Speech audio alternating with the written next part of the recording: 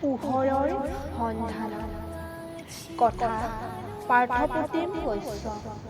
সুৰ লীনামন ডেকা সকলো পোহৰ কাঢ়ি লৈ লাহে লাহে সূৰ্যে বিদায় মাগিছিল নিজৰ দেশলৈ মোৰ পৃথিৱীত অমানিশা নমাই মই যেন হেৰাই গৈছিলোঁ অমানিশাৰ এন্ধাৰত আছিলো যেন কোনোবা অচিন দেশত নিৰ্জনতাই গ্ৰাস কৰিছিল মোৰ চৌপাশ পোহৰলৈ বাট চাই চাই নিৰাশ আৰু নিৰাশ শংকাই বাস সাজিছিল মনত তথাপি এন্ধাৰৰ মাজতো বিচাৰি চাইছিল নতুন পথ কি জানিবা পোহৰে আহি দেখাই দিয়েহি মোৰ আগত এনেবোৰ বহু ভাৱনাৰ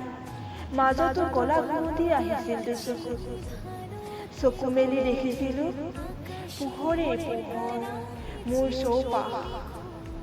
ময়ো যে আছিলো তাৰে সন্ধানত ধন্যবাদ।